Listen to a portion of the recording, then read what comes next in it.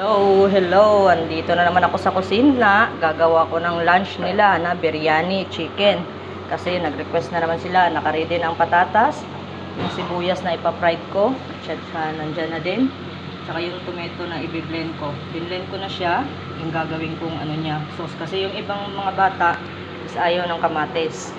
Kaya yung ginagawa ko, biniblend ko. At saka ito yung ito-toppings ko sa ibabaw. Tsaka yung chicken is nakamarinate na rin to kagabi. Tapos ngayon, niluto ko siya, ginawa ko siyang parang kulay brown. Para pag medyo brown na siya, tsaka ko siya lulutuin sa lahat ng mga sangkap. Ang kamatis, sibuyas, lahat-lahat na yun. I-ready ko. Ayan, ito yung minarinate ko kagabi. Kaya talagang sobrang nito kasi 24 hours yung pagkamarinate nito, talagang yung lasa niya is nasa ilalim talaga. Tsaka yan na lahat yung mga sangkap. Naglagay din ako ng mint kasi maganda kasi sa rice, lagyan mo ng konting mint at saka sa biryani para talaga medyo maano din siya. Gamot din tong mint kaya okay. Itong patatas, piprituhin ko. Ito din piprituhin ko kaya let's go. Kung content creator ka na, magpakas ka. Huwag mong isnaban ang mga small content creator dahil dyan ka aangat.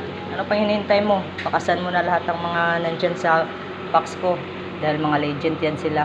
Ito na rin yung mga gagawin ko. Let's go, let's go.